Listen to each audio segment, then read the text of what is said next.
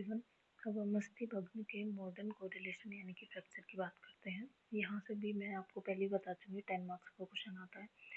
Fracture का मतलब क्या होता है कि अगर कोई भी बोन है, जैसे वो मान लीजिए ह्यूमरस है या फीमर है, तो वो कंटिन्यू इस तरीके से रन कर रही है। अगर बीच में से इसकी कंटिन्यूटी में ब्रेक डाउन हो जाता है, यानी कि इसकी डिसकंटिन्यूटी हो जाती है बोन की, उसे हम क्या कहते हैं, बोन फ्रैक्चर। या फिर आप ऐसे कह सकते हो कि बोन दो पार्ट में टूट गई, डिवाइड हो गई, कुछ भी हो गया, तो वो सब क्या कहलाएगा, फ्रैक्चर ही कहलाएगा। मस्कुलोस्केलेटल सिस्टम में अगर इंजरी होती है किसी भी तरीके से, जैसे गिर गया चलते हुए, एक्सीडेंटल इंजरी हुई या किसी ने मार दिया, तो उस केसेस में होता क्या है, बोन है, जॉइंट है, मसल है या टेंडन है, सभी क्या हो जाएंगे, डैमेज हो जाएंगे। तो किसी भी तरीके से अगर कोई भी सिस्टम में इंजरी होती है तो इम्पैक्ट जो है वो बोन, जॉइंट, मसल, टेंडन किसी पे भी आ सकता है। कारण क्या होगा फ्रैक्चर होने का, गिर गया, कंप्रेशन, ट्रॉमा, जर्क लग गया, स्लिप हो गया, किसी ने बाइट कर दिया, ठीक है, वायलेंट इंजरी जैसे रोड एक्सीडेंट हो गया, या फिर भूकंप आ गया, अर्थक्वेक हो गया, या किसी पेशेंट को बोन डिसऑर्डर है जैसे कि ऑस्टियोमलेशिया, रिकेट्स, तो उसमें क्या होता है, बोन बहुत बहुत क्या हो जाती है, वीक हो जाती है, तो इजीली उसका ब्रेकडाउन हो सकता है। फिर उसके बाद है इसके क्लिनिकल फीचर, कि जहाँ भी बोन का फ्रैक्चर होगा तो जो भी रीजन होगा, जिस रीजन में बोन फ्रैक्चर हुई है वहाँ टर्ननेस रहेगी, मूवमेंट रेस्ट्रिक्टेड हो जाएंगे, फ्लेक्शन, एक्सटेंशन, रोटेशन कुछ भी नहीं होगा, मूवमेंट के दौरान पेन रहेगा, क्रिपिटस साउंड्स आएंगी वहाँ से, क्योंकि बोन फ्रैक्चर हुई है तो फ्रैक्चर साउंड आएगी, लॉस ऑफ मूवमेंट रहेगा, pain depend on the site and nature of fracture.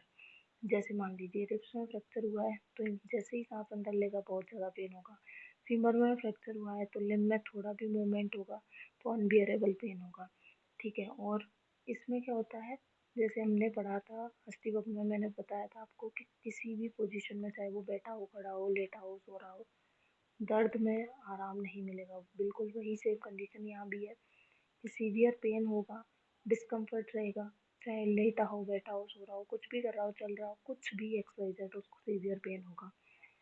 Shock में जा सकता है पेशेंट, फीवर रहेगा, डेलीरियम रहेगा, क्योंकि पेनफुल कंडीशन होती है, बहुत पेन रहता है इसमें, इसलिए सारी कंडीशंस रहेंगी। इकाइमोसिस हो सकता है कि जो बोन फ्रैक्चर हुई है उसके सराउंडेड एरिया में ब्लड वेसल्स रप्चर हुई हो, तो वहाँ पे हेमाटोमा डेवलप हो सकता है, इसकी वजह से वहाँ पे डिस्कलरेशन या इकाइमोसिस आपको देखने को मिल जाएगा। Blister occurs on 5th day after an injury, हो सकता है कि जब भी इंजरी हुई है उसके बाद वहाँ पे अल्सर, ब्लिस्टर का फॉर्मेशन हो जाए, क्योंकि स्किन का बोन पर सपोर्ट नहीं रहता है, स्किन भी रप्चर हुई रहती है, तो वहाँ पे ब्लिस्टर भी फॉर्म हो सकते हैं। फिर बात करें इसका क्लासिफिकेशन, ईटियोलॉजी के अकॉर्डिंग इसका क्लासिफिकेशन किया गया है। सबसे पहले आते हैं ट्रॉमेटिक फ्रैक्चर। जो फ्रैक्चर ट्रॉमा की वजह से होता है उनको ट्रॉमेटिक फ्रैक्चर बोलेंगे, कि जब बोन पर एक्सेसिव फोर्स लगा हो, जैसे कि किसी ने बहुत जोर लगा दिया बोन पर, तो बोन ब्रेक हो सकती है। सबसे ज़्यादा यही फ्रैक्चर देखने को मिलता है। और फ्रैक्चर जो है, जैसे कि गिर गया, ठीक है, तो बोन पर फोर्स लगा और बोन ब्रेक हो गई, तो ये आते हैं ट्रॉमेटिक के अंदर। दूसरे होते हैं पैथोलॉजिकल, जो कि बहुत रेयर होते हैं। पैथोलॉजिकल में क्या होगा, किसी भी डिजीज की वजह से बोन वीक हुई, उसके बाद उसमें फ्रैक्चर हो गया, ठीक है। इसमें फोर्स की रिक्वायरमेंट नहीं है, बोन धीरे धीरे अपने आप ही उसमें कैल्शियम और फॉस्फोरस का रेशो है वो बिगड़ जाता है, उसके बाद बोन वीक हो जाती है, बोन इजीली ब्रेक डाउन हो सकती है। जैसे fracture due to tuberculosis, malignancy, rickets या ऑस्टियोपोरोसिस है पेशेंट को, तो उन केसेस में उन पेशेंट को इजीली फ्रैक्चर हो सकता है, ठीक है। तो ये था हमारा क्लासिफिकेशन, किसके अकॉर्डिंग, एटियोलॉजी के अकॉर्डिंग। फिर आता है अकॉर्डिंग टू डिस्प्लेसमेंट, जैसे कि बोन डिस्प्लेस हुई है या नहीं, या अपनी जगह पर ही टूटी है, या अपनी जगह से टूट करके डिस्प्लेस हुई भी है या नहीं, तो उस अकॉर्डिंग डिस्प्लेस्ड और अनडिस्प्लेस्ड दो टाइप का होता है, या फिर शिफ्टिंग, एंगुलेशन और रोटेशन, केवल नाम याद रखने हैं।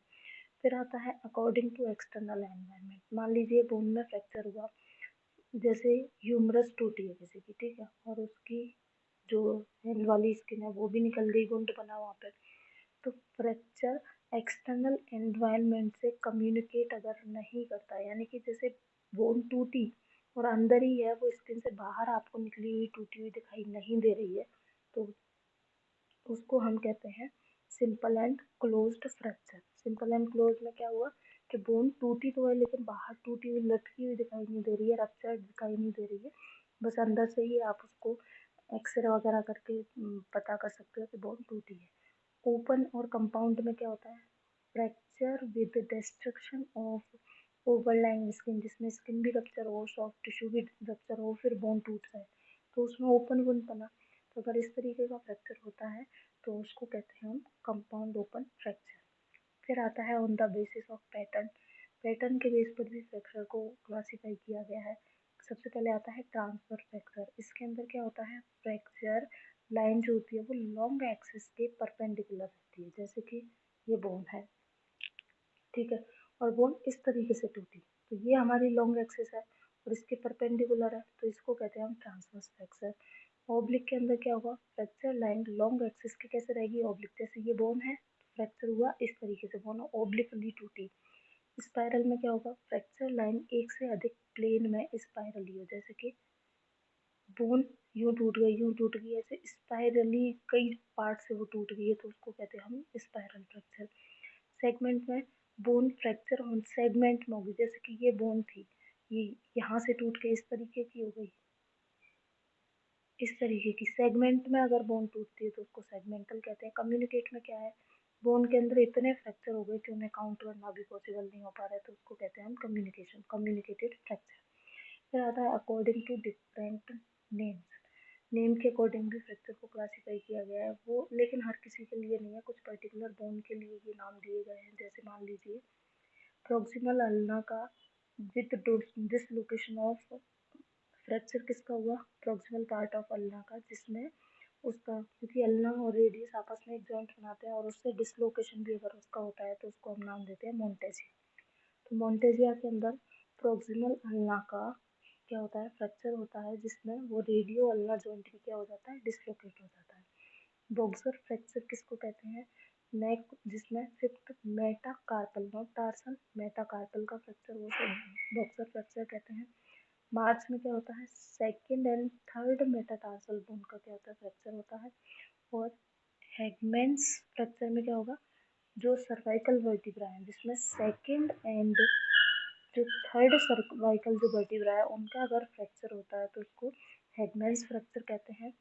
फिर उसके बाद आता है जेफरसन्स फ्रैक्चर। जेफरसन्स में ओनली फर्स्ट सर्वाइकल वर्टिब्रा का फ्रैक्चर होता है। तो इस तरीके से नाम के अकॉर्डिंग भी इन फ्रैक्चर्स को क्या किया गया है, क्लासीफाई किया गया है। फिर आता है इसके अंदर इंजरी टू जॉइंट।